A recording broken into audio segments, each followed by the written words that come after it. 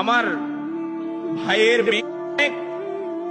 Band party করে বিয়ে দিয়েছে, আর আমার মেয়ের বিয়ে তো আমি গরিব হওয়ার কারণে এরকম গুনাহের অনুষ্ঠান করতে পারিনি, এই জন্য লজ্জা লাগছে। হে আল্লাহ তাআলার বান্দা, কেমন থিঙ্কিং আমাদের! তো আমাদের তো লজ্জা আসা উচিত ছিল নামাজ কাজা হওয়ার কারণে, আমার কাছে তো শরম আসার কথা ছিল হারাম দেখার কারণে। কিন্তু বান্দা বর্তমান সময়ে লজ্জা আসছে কোথায়? গুনাহ করতে না পারার কারণে।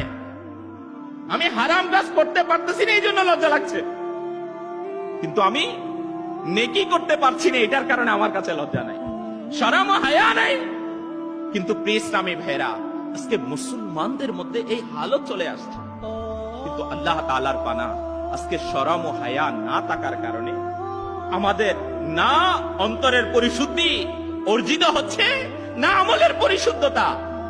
শরম ও হায়া না থাকার কারণে না আমরা আল্লাহ তাবারাকা ওয়া তাআলা আযজা ওয়া জাল্লার ফরমাবরদার হতে পারছি, না মুসলমানদের আদব।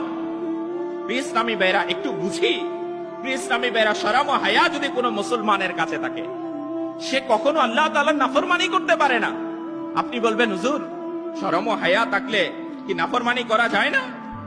হ্যাঁ প্রিয় ইসলামী ভাইরা, যাদের কাছে শরম ও হায়া ছিল তারা কেমন উত্তম ছিল, তারা কেমন মর্যাদাওয়ালা